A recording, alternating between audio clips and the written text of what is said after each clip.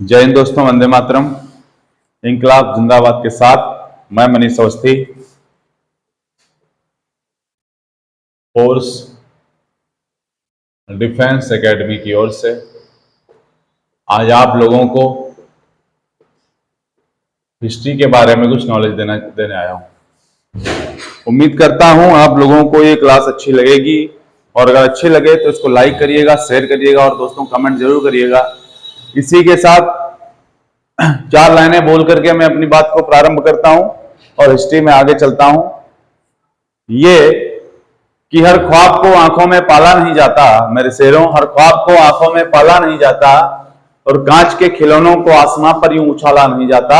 मिल जाती है तरक्की जब मेहनत साथ होती है, हर बात को किस्मत पे टाला नहीं जाता। देखिए, हिस्ट्री में आज जो पोर्शन रहेगा वो दिल्ली सल्तनत का रहेगा।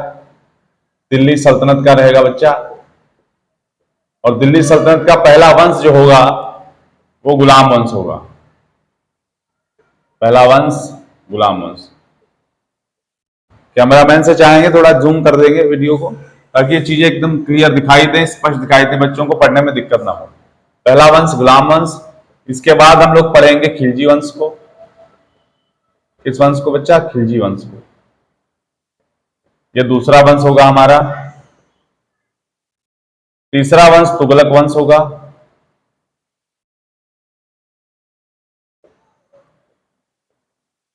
चौथा वंश सैयद वंश होगा।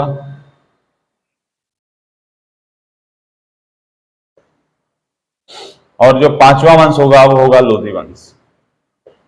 बस इतनी सी कहानी है इसकी।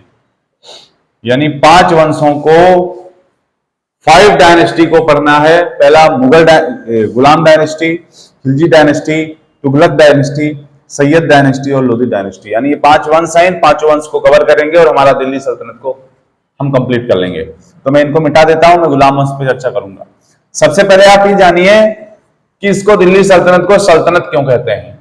सल्तनत, ये जो सल्तनत शब्द बना है ये सुल्तान से बना है।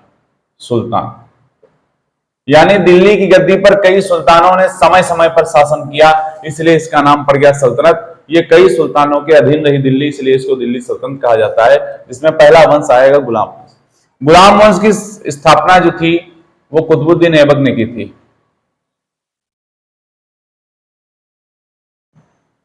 कुतुबुद्दीन ऐबक ने की थी।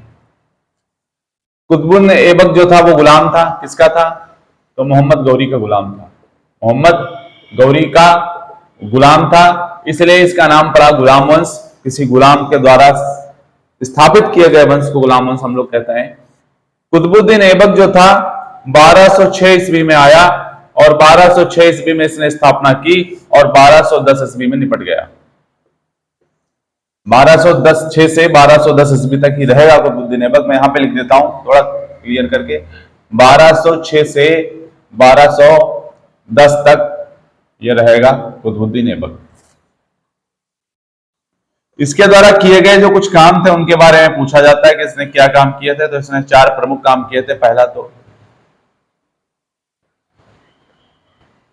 कुतुब मीनार की नींव रखी थी। दूसरा, कुव्वतुल इस्लाम मस्जिद का निर्माण किया था। तीसरा,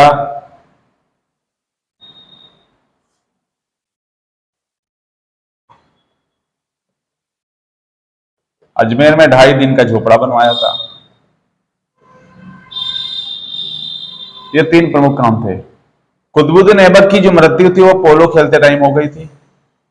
पोलो या इसको चौगान कहते हैं।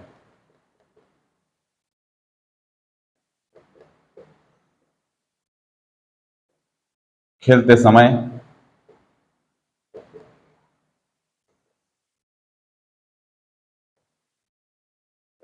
इसकी मृत्यु हो गई थी।